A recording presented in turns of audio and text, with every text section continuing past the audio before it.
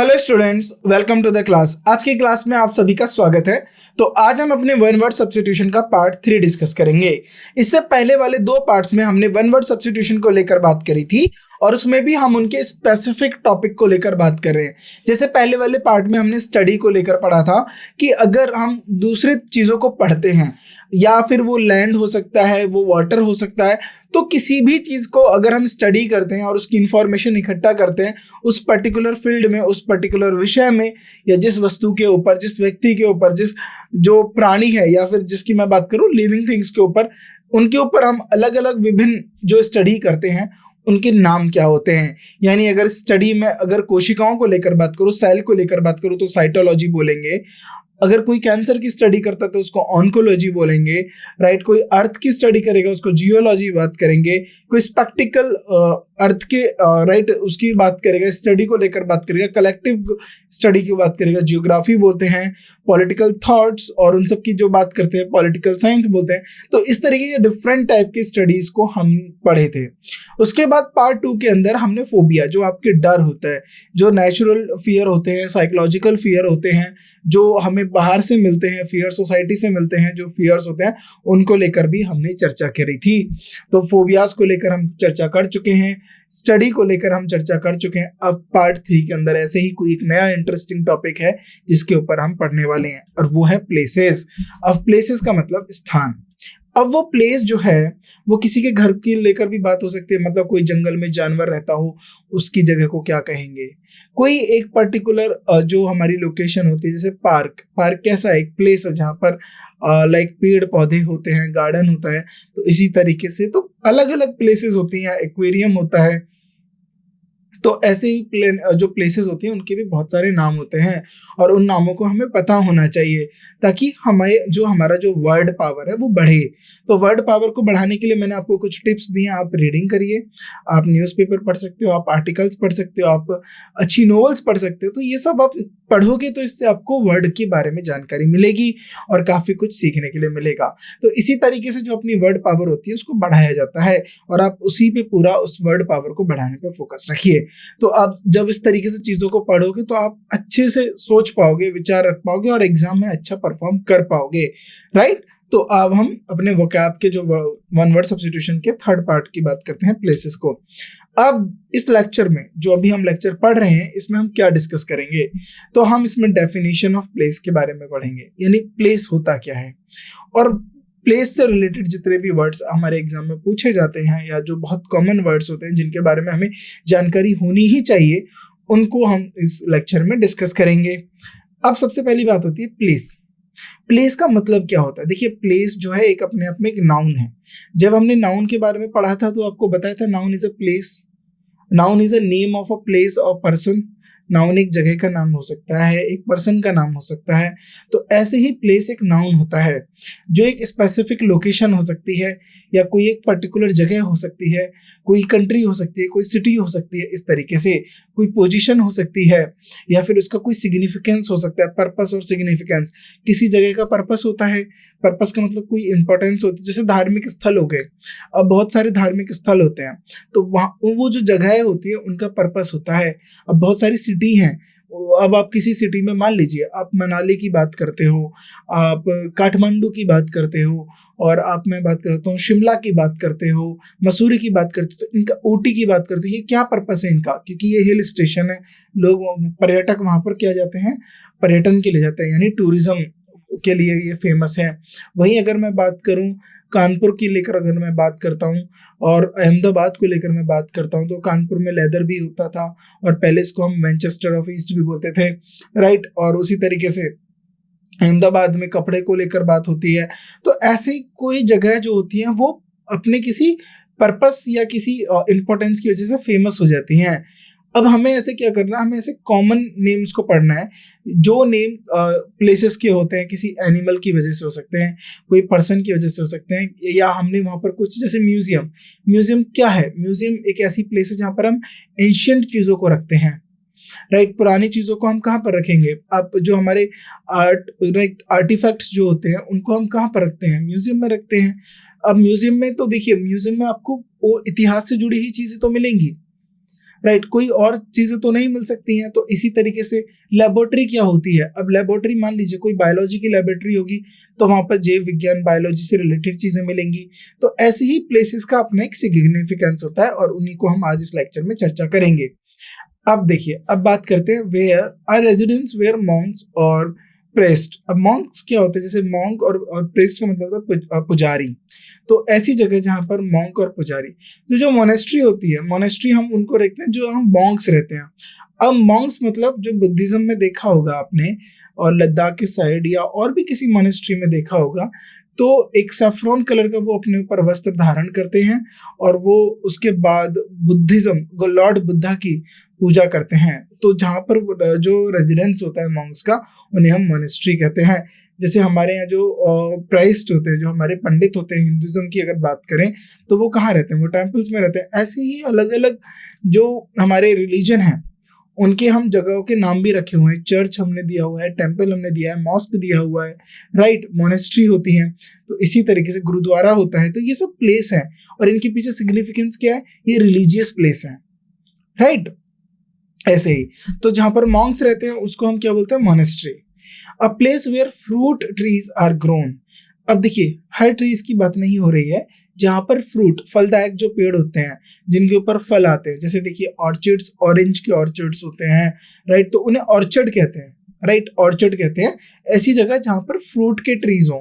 अब जैसे एग्जांपल के तौर पे ऑरेंज के, राइट, और आप एग्जांपल ले सकते हो गुआवा हो सकता है, एप्पल हो सकता है, राइट, और आम हो सकता है, फिर बनाना हो सकता है। तो ऐसे जो भी फ्रूट आप खाते हो और जो ट्रीज पे लगते हैं फ्रूट्स, राइट, कुछ बेल पे भी लगते हैं, जैसे वाटरमेलन हो गया और आपका मेलन हो गया, मस्क मेलन हो गया, तो इनके ऑर्चर्ड नहीं होते हैं, ट्रीज की बात कर रहे हैं। तो ये क्योंकि ये हमारी जो बेलें होती है, स्क्रब्स होती हैं, तो राइट, लेकिन इनकी अगर हम बात करें जो ट्रीज होती हैं, राइट, तो ट्रीज जो फ्रूट वाले ट्रीज होते हैं उनको हम ऑर्चर्ड बोलते हैं। अ हाउस और शेल्टर फॉर अ काउ, ऐसा जो मतलब काउ के लिए एक शेल्टर बना दिया जाए, या पर्टिकुलरली गौशाला जिसे अगर हम हिंदी में बोलें तो इंग्लिश में उसको पेन या बैर बोलते हैं। तो उसको गौशाला को इंग्लिश में क्या बोलेंगे, पेन, राइट। तो शेल्टर फॉर अ काउ, जहां पर हम काउ को रखते हैं, उसके लिए घर बना देते हैं, या फिर हम गौशाला जिसे बोलते हैं उसको हम पेन बोलते हैं। A place where dead bodies are kept, तो जहां पर डेड बॉडीज रखी जाती हैं आइडेंटिफिकेशन के लिए। मान लीजिए अब क्या होता है कि अब किसी दुर्घटना में, राइट, किसी व्यक्ति की जान चली जाती है।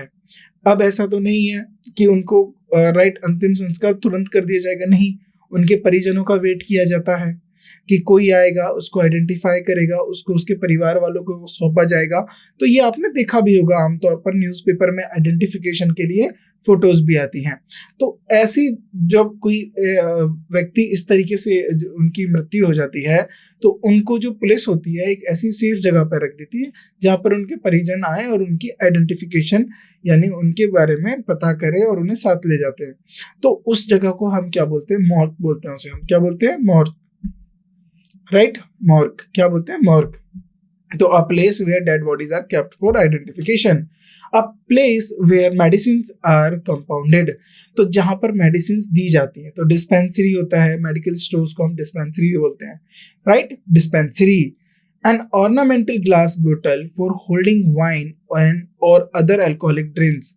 तो अब देखिए इसमें क्या हो गया कि अब हम उसमें जगह की बात ना करके हम बता रहे हैं कि जो ऑर्नामेंटल होता है ग्लास बोतल में जो वाइन को होल्ड करने के लिए, अदर अल्कोहलिक ड्रिंक्स को होल्ड करने के लिए रखा जाता है, उसको बोलते हैं डिकेंटर, राइट।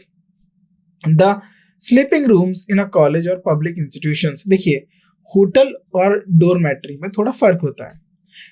जहां पर स्लीपिंग रूम्स बनाए जाते हैं, स्लीपिंग रूम्स की वहां पर्टिकुलरली रेस्टिंग रूम जिसे हम बोलते हैं, ये डोरमेट्री जो होती हैं आपको रेलवे स्टेशन पे भी मिल सकती है, बस स्टॉप पे भी मिल सकती है, कॉलेज में भी मिल सकती है, इंस्टीट्यूट में भी मिल सकती है, या फिर जहाँ छात्रों को रोका जाता है वहां पर भी मिल सकती है। जैसे मान लीजिए आपका इंटरव्यू है और आप किसी दूसरी जगह पे जाके इंटरव्यू दे रहे हैं, तो वहाँ डोरमेट्री होती है। वो डोरमेट्री ऐसी होती है कि एक बड़ा सा रूम होता है, उसमें 4-5 बेड लगे रहते हैं, राइट। तो इस तरीके को हम इसको बोलते हैं डोरमेट्री। तो स्लीपिंग रूम्स या रेस्टिंग रूम किसी कॉलेज में और पब्लिक इंस्टीट्यूशन में, उस जगह को हम बोलते हैं dormitory. The home of a lion, अब लायन के घर को क्या बोलते हैं? देखिए अब लायन है, लायन जहाँ रहता है उसके घर का तो नाम होगा डेन। तो कभी आपको लायन को बुलाना हो तो आप कहाँ जाएंगे? आप उसके घर पे जाएंगे, डेन पे जाएंगे, राइट। तो लायन को बुलाने मत जाइएगा, वरना फिर आप दोबारा आओ उसको बुला के, इस बात की गारंटी तो कोई नहीं लेगा फिर। तो लायन को बस ये रखे कि डैन जो है उसके लायन के घर का नाम है, लायन के घर का नाम है, लायन का नाम नहीं है, राइट। होम ऑफ लायन को हम डैन बोलते हैं। A place where plates, dishes, pots and other cooking utensils are washed up. Scullery, क्या बोलते हैं उसको? स्कलरी। तो जहाँ पर हम प्लेट्स, डिशेस, पॉट्स और दूसरी चीजें, यूटेंसिल्स जो होते हैं, बर्तन होते हैं, उनको धोते हैं, उसको बोलते हैं हम स्कलरी। A place frequented for reasons of pleasure or health. देखिए कोई ऐसी जगह जहाँ पर आप फ्रीक्वेंटली लाइक इंजॉयमेंट के लिए जाते हो, या फिर किसी अपने हेल्थ पर्पस के लिए जाते हो, या फिर कुछ नेचर को एक्सप्लोर करते हो, मतलब रिजॉर्ट जैसे होते हैं। अब रिजॉर्ट आपने देखा होगा, रिजॉर्ट कहाँ बने हुए होते हैं? या तो बीचेस पे बने होंगे, या आइलैंड्स पे बने होते हैं, या फिर हिल स्टेशंस पे बनते हैं। कोई बीच शहर में कोई रिजॉर्ट बनाता है हाई लाइक पॉपुलेटेड सिटीज में? नहीं, जो रिजॉर्ट होते हैं वो बाहर एरिया की तरफ बनते हैं, वो नेचर में बनते हैं, ताकि लोग वहां पर आए, खुली हवा लें, इन्वायरमेंट को फील करें, उनकी हेल्थ को भी अच्छा लगे और उन्हें एंजॉय भी आए। तो ऐसी जगह को हम बोलते हैं resort, right. A case in which that blade of sword is kept. तो अब ब्लेड का जो सॉर्ड होता है, राइट, अब देखिए जो तलवार होती है उसको कहाँ रखा जाता है? म्यान में, तो इंग्लिश में उसे बोलते हैं शीथ, और स्कैबर्ड, स्कैबर्ड और शीथ। और हिंदी में से क्या बोलते हैं जहां तलवार रखी जाती है? तलवार म्यान में रखी जाती है। A place for the sick, a place for the sick to recover health. तो ऐसी जगह जहां पर बीमार लोगों को रखा जाता है ताकि वो अपनी हेल्थ से रिकवरी करें, उसको बोलते हैं हम सैनाटोरियम। क्या बोलते हैं उसे? सैनाटोरियम। द हाउस और shelter of an Eskimo, Eskimo मतलब जो ऐसे लोग जो राइट वहां पर रहते हैं, कोई ठंडे एरिया में रहते हैं, उसको बोलते हैं इग्लू। तो इग्लू आपने देखा होगा फोटोज में भी, और उसमें भी बर्फ के हिस्सों को काटते हैं। देखिए वहां पर टेम्परेचर इतना ज्यादा होता है कि जो आइस होता है, जो हमारा सॉलिड फॉर्म में जो वाटर जो जिसको हम बोलते हैं आइस, देखिए स्नो और आइस में थोड़ा फर्क होता है। स्नो क्रिस्टल फॉर्म में नहीं मिलेगा आपको, आइस क्रिस्टल फॉर्म में मिलता है। तो इग्नू जो होता है वो आइस का बनाया जाता है, ना कि स्नो का। तो उसको आइस की जो बार्स होते हैं उनको रखते हैं, और उनको उसमें थोड़ा सा पानी रख देंगे तो क्या होता है, देखिए अब ऐसे तो आप रख सकते हो आइस को इस तरीके से, इस तरीके से, लेकिन आपने देखा होगा उनको इस तरीके से भी शेप दी जाती है, ऐसे करके। तो क्या होता है कि जब दो आइस को रखा जाता है उसके ऊपर थोड़ा सा पानी डाल दिया जाता है। पानी से क्या होगा, ये थोड़ा सा क्या हो जाता है, बर्फ जो है थोड़ी सी पिघलती है। आपने देखा होगा कि आप देखना आइस क्यूब को पानी में रखना, वो बहुत जल्दी पिघलती है, राइट। तो ऐसे ही ये थोड़ा सा लाइट हो जाएगा, मेल्ट होगा, यहाँ से मेल्ट होगा, और ये दोनों फिर एकदम स्टिक हो जाएंगे। अब ये स्टिक होके ये पूरा एक कंप्लीट कंक्रीट बन जाता है। तो ऐसे इस तरीके से ये बैलेंस कर दिया जाता है, और पीछे बहुत बड़ा ऐसे इग्नू बना दिया जाता है, राइट। तो इग्नू इसे बोलते हैं, तो वो आइस से बनता है। अ प्लेस फॉर बीज, बीज मधुमक्खी जिसे बोलते हैं हम हाइव, हाइव किसको बोलते हैं? हनी कॉम जो होता है, देखा होगा आपने हनी कॉम देखा है, जो बीज रखी जाती है उसको बोलते हैं hive. A home for old persons, तो जो होम होता है जो ओल्ड पर्सन्स के लिए होता है उसको बोलते हैं इन्फर्मरी, राइट। क्या बोलते हैं? Infirmary.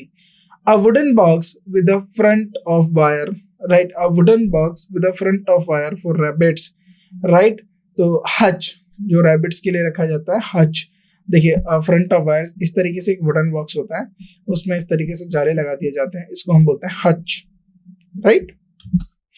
A place where leather is tanned, देखिए लेदर, अब क्या होता है, जो लेदर होता है वो आपको पता है कि एनिमल स्किन से बनता है।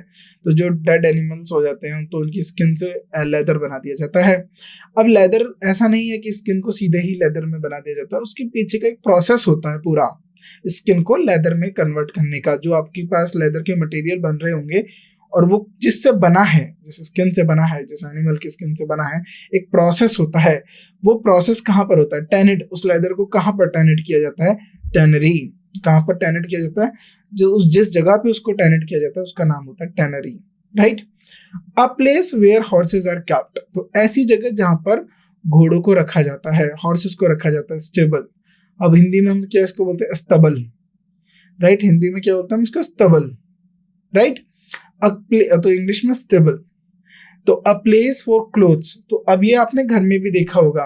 तो आपने घर में जो है हर जगह कपड़े तो नहीं रहते, एक पर्टिकुलर अलमीरा में रख देंगे आप कपड़ों को, राइट। तो अलमीरा एक जनरल सेंस में किया जाता है, उसमें और भी सामान रख देते हैं। लेकिन अगर आप भी एक ऐसा कॉर्नर है जहां पर आप सिर्फ कपड़े ही रखते हैं, उसको हम बोलते हैं वार्डरोब। क्या बोलते हैं?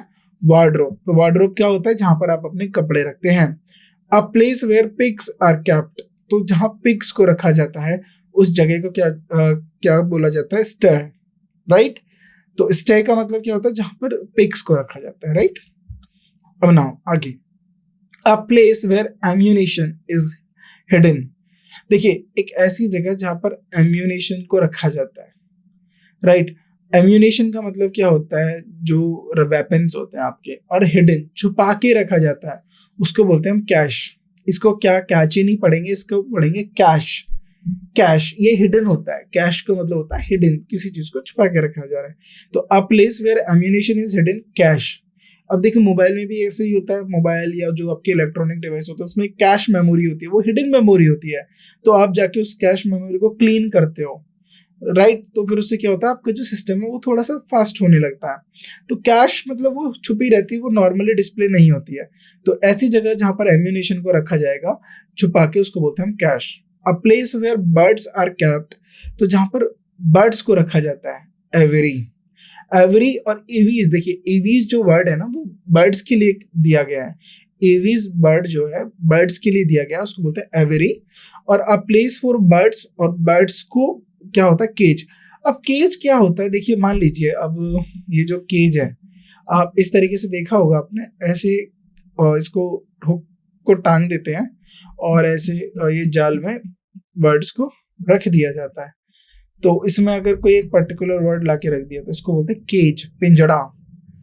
और लेकिन अब place where birds are kept, तो एवरी, और ये बहुत बड़ी होती है। जो एवरी होती है वो छोटी जगह नहीं होती, काफी बड़ी होती है वहां पर जहां बर्ड्स रहती हैं, right. The dwelling place of an animal underground, burrow. तो जो रैबिट होता है, रैबिट भी बोरोज में रहता है। यानी बोरो क्या होता है? जैसे मान लीजिए लैंड है, अब क्या होता है? जो रैबिट होते हैं वो इसको खोद के एक अंडरग्राउंड में अपना एक घर बना लेते हैं। अब क्या होता है? एक ही जमीन पे, देखिए अगर आपने कभी रूरल साइड देखा हो आपने, तो आप कंट्री साइड जाइएगा। कंट्री साइड का मतलब है गांव की तरफ, खेतों वेतों की तरफ जाइएगा, फील्ड्स की तरफ जाइएगा। या फिर आपको कभी ऐसा दिखे, आपको कोई आपकी सिटी या आपके गांव में ऐसी कोई जगह हो जहां पर आपको पता है कि खरगोश ज्यादा रहते हैं, राइट। वाइल्ड खरगोश, वो एक पेट में भी रखे जाते हैं। वाइल्ड खरगोश की बात हो रही है, वाइल्ड रैबिट की बात हो रही है। तो वो क्या करते हैं? ये पूरा अगर सपोज फील्ड है तो वो ऐसे जगह जगह होल्स बने रहेंगे, और वो होल्स को इंटरकनेक्टेड करके रखते हैं, राइट। अगर वो यहाँ से घुसे तो यहाँ से निकल जाएंगे, आपको पता भी नहीं चलेगा। यहाँ से घुसे, यहाँ से निकल जाएंगे। तो ये जो होल्स होते हैं इनके इंटरकनेक्टेड होते हैं। तो जो गड्ढा बना के रखते हैं, जिसको हम बोलते हैं छोटी सी गुफा में, गड्ढे में रहते हैं, केव नहीं होगा, बोरो होगा ये, क्योंकि गड्ढे में बना के रहते हैं। तो उसको बोलते हैं हम ड्वेल, मतलब खोद के जमीन को, और अंदर जो रहते हैं उसको हम बोलते हैं burrow. A place where government records are kept, तो ऐसी जगह जहां पर रिकॉर्ड्स को, अगर गवर्नमेंट भी ना कहें, अगर आप कहें ऑफिशियली रिकॉर्ड्स को रखा जाता है, आर्काइव्स, तो उनको क्या बोलते हैं? आर्काइव्स। तो आर्काइव्स क्या होता है? जहां पर गवर्नमेंट रिकॉर्ड्स या ऑफिशियली रिकॉर्ड्स को रखा जाता है, उसको बोलते हैं हम आर्काइव्स, राइट। अब ऐसी जगह जहां पर एम्यूनेशन और वेपन्स को रखा जाता है उसको बोलते हैं आर्सेनल। और कैश किसे बोलते हैं? जहां पर एम्यूनेशन को छुपा के रखा जाता है, उसको कैमोफ्लेज कर देते हैं। एग्जांपल के तौर पे मान लीजिए ये लैंड है।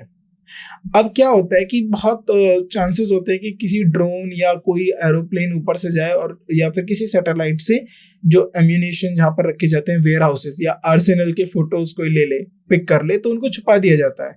तो अंडरग्राउंड कर देंगे उनको, या उनके ऊपर कैमोफ्लेज कर देंगे, ऐसी जगह छुपा देंगे जहां पर बहुत सारा जंगल हो, तो वहां पता भी ना चले कि यहाँ पर एम्यूनेशन रखा गया है। तो कैमोफ्लेज का मतलब होता है अपने जो सराउंडिंग्स में मिल जाना। तो आपने देखा होगा मूवीज के अंदर भी, तो जो यूनिफॉर्म होती है आर्मी की और दूसरी स्पेशल फोर्सेस होती हैं, वो सराउंडिंग से रिलेटेड होती है। अगर कोई डेजर्ट में जा रहा होगा तो वो डेजर्ट जैसे कलर का यानी ब्राउनिश, लाइट ब्राउनिश जैसी यूनिफॉर्म होगी, ताकि दूर से दिखे ना कि कोई आ रहा है। तो वो कैमोफ्लेज। जंगल में जा रहा होगा तो ग्रीन, डार्क ग्रीन, ब्लैक, थोड़ा इस तरीके से शेडी लुक कर देंगे, ये कैमोफ्लेज होते हैं। तो इसका मतलब होता है कि अपने सराउंडिंग से मैच कर जाते हैं। अगर आपने गिरगिट को देखा होगा, कैमलिन को देखा होगा, तो वो कैमोफ्लेज कर लेता है, वो रंग बदल देता है, तो उसको हम बोलते हैं। तो ऐसे ही जब आप वेपन्स को छुपा जाते हैं उसे बोलते हैं कैश। लेकिन राइट, अगर ऐसी जगह पर जहां पर वेपन्स और एम्यूनिशन रखा जाए, सिर्फ इतना, विदाउट हिडन, तो उसे हम बोलेंगे Arsenal. A place for wrestling, wrestling की जगह को बोलते हैं हम Arena, right. A place, Arena जो होता है, और भी गेम्स की जो लोकेशन होती है, प्लेस होती है, उसको भी हम अरेना बोलते हैं।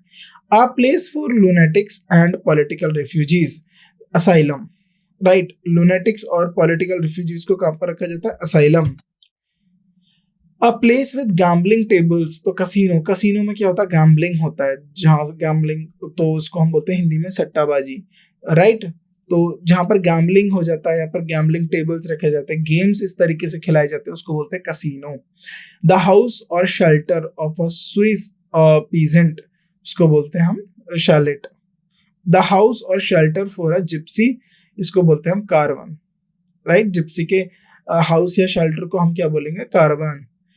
A graveyard where the dead are buried, cemetery. A graveyard where dead are buried, जहां पर जो डेड हैं उनको buried किया जाता है, राइट। तो उसको बोलते हैं हम cemetery। क्या बोला जाता है? cemetery, right. A place where bees are kept, तो apiary। देखिए, हाइव्स जो बोलते हैं, ज्यादातर हम वो हनी बीज को लेकर बात करते हैं, हनी कॉम में जो रहती हैं। A place where bees are kept, इसको हम बोलते हैं apiary, राइट। एवीज के लिए, एवेरी किसके लिए बोलेंगे? जहां पर बर्ड्स को रखा जाएगा। अ हाउस और shelter of an American Indian, American Indian के हाउस या शेल्टर को बोलते हैं विगवाम और Tipe, right. A tank for fishes, और देखिए टैंक क्या है, एक इस तरीके से आपने एक्वेरियम देखा भी होगा, घर पे किसी इंस्टीट्यूशन में देखा होगा, कॉलेजेस में देखा होगा, राइट। और कहीं प्लेसेस, और हो सकता है कहीं और लोकेशन पे हो, किसी रेस्टोरेंट होटल में देखा हो, तो ऐसे बड़े होते हैं, छोटा पॉट भी होता है।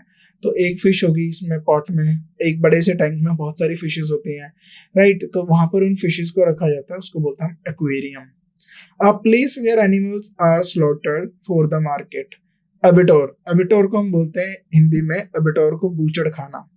अब इसको समझिए, यहाँ पर क्या होता है? जो एनिमल्स को स्लॉटर कर दिया जाता है, यानी मार्केट में, ये स्लॉटर का मतलब होता है कि मीट जहाँ एनिमल्स का दिया जाता है उसको हम एबिटोर बोलते हैं, जिसपे लिखा रहता है द मीट हाउस करके लिखा रहता है एबिटोर, उसको इंग्लिश में एबिटोर बोलेंगे, हिंदी में उसको बूचड़ खाना बोलते हैं।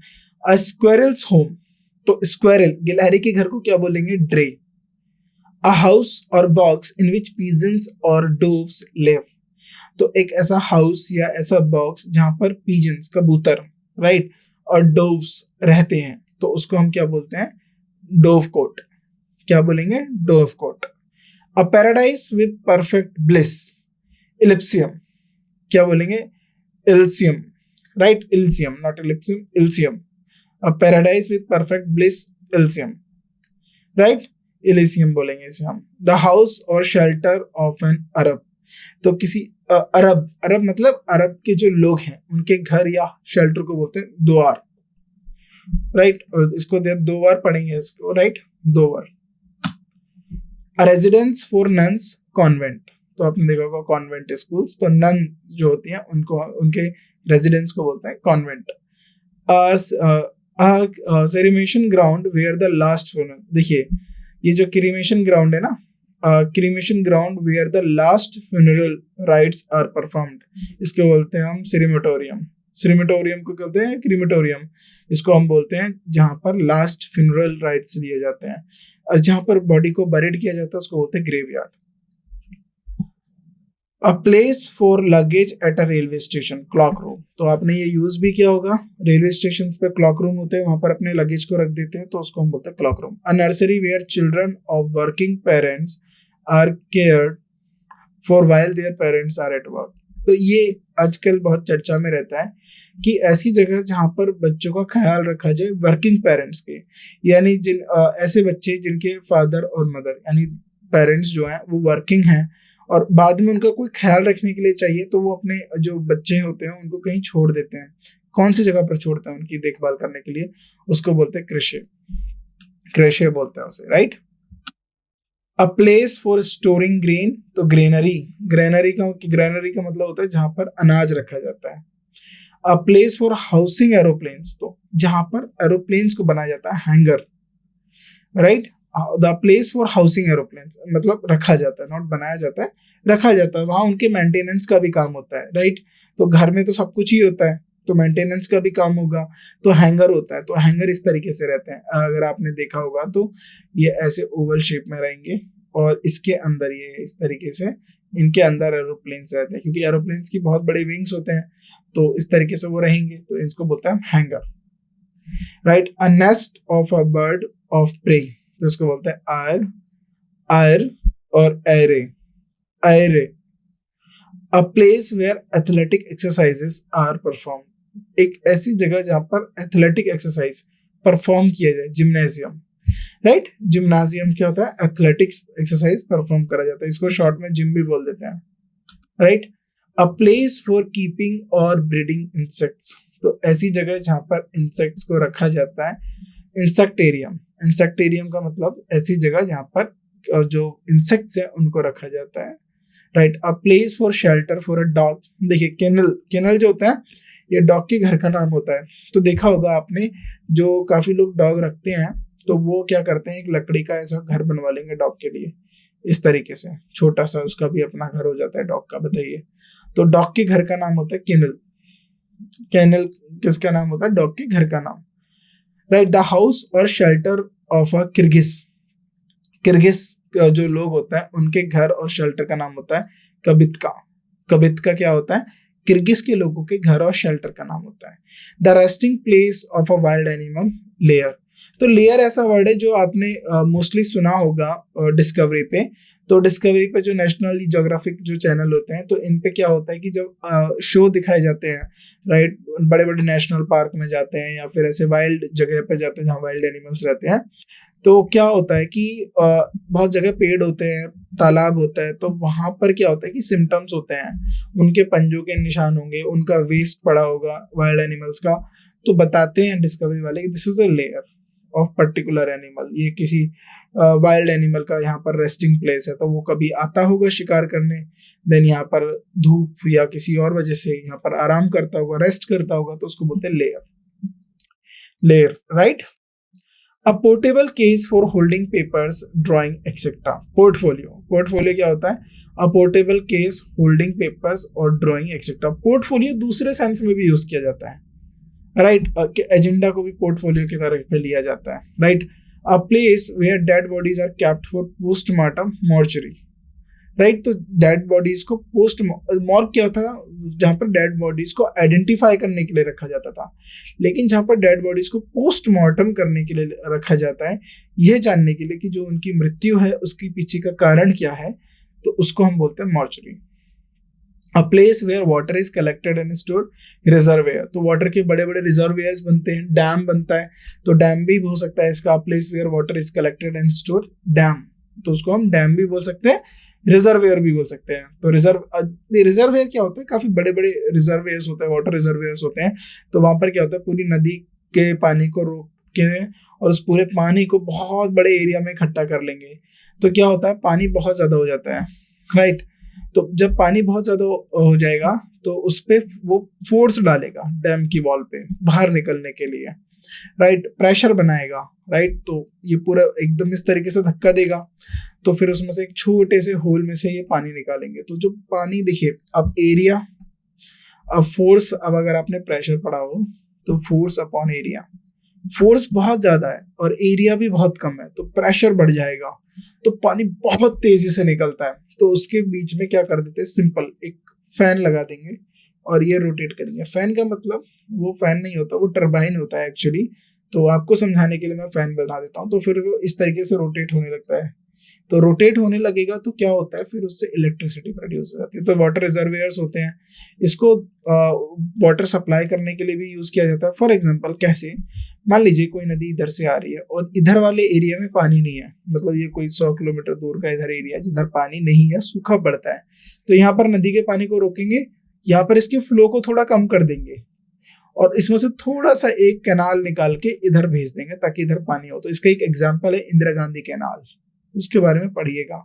उसकी वजह से जो थार है, थार डेजर्ट जो है वो मोस्ट पॉपुलेटेड डेजर्ट है, तो सबसे ज्यादा जनसंख्या थार डेजर्ट में है। इवन वहाँ फार्मिंग भी होती है डेजर्ट में, जस्ट बिकॉज ऑफ दैट कि वहां पर पानी आ रहा है, राइट। तो इस तरीके की नॉलेज को आप रखिए। तो ये जो वर्ड है ना, ये कोई अलग से याद करने वाले वर्ड नहीं है। अगर आप रीडिंग की हैबिट रखते हैं, आप डे टू डे न्यूज़पेपर पढ़ते हैं, तो आपको वहां से ये वर्ड पता चल जाएगा। पोर्टफोलियो क्या होता है, मॉर्चरी क्या होती है, मॉर्ग क्या होता है, एवरीज क्या होता है, ये रिजर्वेयर क्या होता है, ऑर्फनेज क्या होता है। ऑर्फनेज बहुत कॉमन वर्ड है, ऐसे बच्चे जहाँ पर ऑर्फन्स को रखा जाता है। ऑर्फन्स का मतलब जिनके पेरेंट्स नहीं होते, मतलब ना मदर ना फादर, जिनके नहीं होते, जिन अनाथ जो होते हैं, उनको हम कहाँ रखते हैं, ऑर्फनेज। उनके घर को क्या बोलते हैं, orphanage, right. A place for wild animals and birds which are keeped for exhibition, right. तो ऐसी जगह जहाँ पर वाइल्ड एनिमल्स और बर्ड्स को रखा जाता है एग्जीबिशन के लिए, उसको बोलते हैं मेनेगरी, राइट। मेनेगरी उसको क्या बोलता है, मेनेगरी क्या होता है, a place where of wild animals and birds which are kept for exhibition. A place where money is coined, जहां पर मनी को गिना जाता है, मिंट, राइट, मिंट। तो इसी तरीके से आप वर्ड्स को याद रखिए। ये बहुत कॉमन वर्ड्स हैं, इसमें से अभी तक हमने कोई ऐसा वर्ड नहीं पढ़ा जो आपकी डे टू डे लाइफ से जुड़ा ना हो। किसी ना किसी तरीके से आपने वो वर्ड को पढ़ा है, लेकिन कभी आपने ऐसे नहीं पढ़ा कि वो हमें यूज करना चाहिए। अब क्या होता है कि अब आपको लगता है कि हमें एग्जाम में अच्छा परफॉर्म करना है, तो बस इसको याद करते चलो। इससे बेस्ट होता है कि आप रीड करो। जिस दिन आपने रीड करा उस वर्ड को लिखो और उसका मतलब समझो, और उसके बाद आप उस पैराग्राफ को दोबारा रीड करो। क्योंकि पहली बार में क्या करते हो, आपके पास एक वर्ड आ गया, फिर आप उसका मीनिंग ढूंढोगे डिक्शनरी में। अब डिक्शनरी रखने की जरूरत नहीं है, मोबाइल हो गया, इंटरनेट हो गया, कंप्यूटर हो गया, लैपटॉप हो गया, जो भी आप यूज करते हो उस पर आप उस वर्ड का मीनिंग देख लीजिए। आपने मीनिंग देख लिया, देन उसके बाद आपने उसका मीनिंग सर्च किया। अब आपको मीनिंग जो है हिंदी में भी मिल जाएगा और इंग्लिश के उसके सिनोनिम्स भी मिल जाएंगे, एंटोनिम्स मिल जाएंगे। तो आपने वो सारा लिख लिया उस वर्ड के बारे में।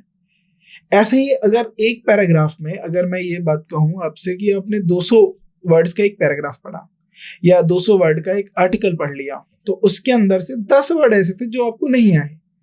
तो जब आप उन 10 वर्ड के मीनिंग को अच्छे से समझ गए, उनके यूजेस को समझ गए, तो जब आप दोबारा उस पैराग्राफ को पढ़ोगे तो आपकी जो अंडरस्टैंडिंग है उस पैराग्राफ को लेके वो और बढ़ जाएगी और साथ में वो वर्ड्स और अच्छे से कमांड हो जाएंगे। तो कभी वो दोबारा वर्ड्स वो 10 के 10 याद नहीं रहे, लेकिन जब दोबारा आप किसी और चीज को रीड करोगे उसी लाइक सेगमेंट में, जिस सेगमेंट में आप उस वर्ड को पढ़ रहे हो या उस आर्टिकल को पढ़ रहे हो, तो आपको कम से कम 6 या 7 वर्ड जरूर याद रहेंगे कि आपको पता है कि आपने उन वर्ड्स को डिक्शनरी से ढूंढा, खोजा, फिर आपने उनका मीनिंग देखा, फिर आपने उनको दोबारा पढ़ा, उनका यूजेस समझा। तो जब आप किसी चीज पर मेहनत करते हो खुद से सीखने के लिए, एक है कि आपके सामने सब मिल गया और आपने पढ़ के चले गए, एक है कि आपने ढूंढा, डिक्शनरी से ढूंढा, उसका मीनिंग देखा, फिर उसको यूज देखा, फिर उसके बाद दोबारा उसको आपने किस में डाला, जो आर्टिकल आपने पढ़ा आपने उसको दोबारा उसके मीनिंग्स को उसमें पुट किया, फिर आपने उस आर्टिकल को समझा। तो बाद में जो क्लियरिटी मिली ना आपको, वो क्लियरिटी चाहिए आपको। तो ऐसे ही समझिए, जैसे मॉर्चरी का जिक्र होता रहता है, अब न्यूज़पेपर में देखते हैं आए दिन आपको एक्सीडेंट के बारे में पता चलता है, तो वहां पर मॉर्चरी लिखा रहता है, मॉर्ग लिखा रहता है, राइट। रिजर्वेयर के बारे में न्यूज आती रहती है कि इस वाले रिजर्वेयर से ज्यादा बारिश होने की वजह से पानी ओवरफ्लो हो गया, राइट। तो ऐसे वर्ड्स को याद रखिए ना, ये बहुत कॉमन है, राइट। तो ये कोई ज्यादा, कभी भी कोई एनिमल पे लेके कोई आर्टिकल अच्छा आ जाए तो वहां पर लेयर का जिक्र होगा, ग्रेनरी का होगा कि क्या है कि रबी क्रॉप्स में इस बार जो है हमें देखने को मिल रहा है कि अच्छा खासा इजाफा होने वाला है। रबी क्रॉप्स मतलब जो विंटर सीजन में बोई जाने वाली क्रॉप्स होती हैं, खरीफ जो रेनी सीजन के आसपास होती हैं, राइट, समर में ये उसको हम बोलते हैं खरीफ, जैसे चावल हो गया, और रबी में गेहूं हो गया। तो अब हम सोच रहे हैं कि रबी क्रॉप्स में इंक्रीमेंट होने वाला है। अब इंक्रीमेंट होने वाला है तो फिर उसके बाद अब हमें स्टोरेज की बात करनी पड़ेगी, हमें नंबर ऑफ ग्रेनरीज को बढ़ाना पड़ेगा। तो वहां से आपको वर्ड मिल गया कि गवर्नमेंट जो है वो ग्रेनरी को, यानी और भी ज्यादा ग्रेनरी, तो अब इसका प्लूरल फॉर्म बन गया ग्रेनरीज, राइट। अब किसी ने मान लीजिए एयर इंडिया ने और ज्यादा एरोप्लेन्स खरीद ली, तो अब बात हो रही है कि एयर इंडिया जो है अपने खुद के और हैंगर्स बना रही है जहां पर वो एरोप्लेन्स को अच्छे से रख सके, मेंटेनेंस कर सके, और ताकि अपना जो प्रॉफिट है उसे बढ़ा सके। तो अब आपको हैंगर्स पता चल गया, ये कोई नया थोड़ी है।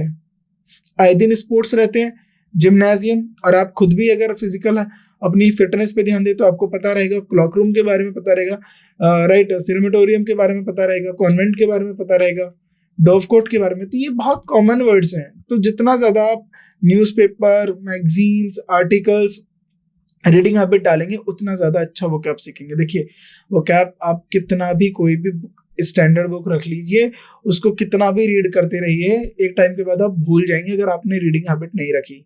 आप जो भी ग्रामर सीख रहे हो, जो भी आप वोकैब सीख रहे हो, तो उसके साथ प्लीज आप रीड करना जरूर शुरू करो। अगर आप रीड करोगे तो आपको और अच्छी क्लियरिटी होगी। तो इस पार्ट में हम इतना ही डिस्कस करते हैं, बाकी की चीजें हम अपने नेक्स्ट पार्ट में करेंगे।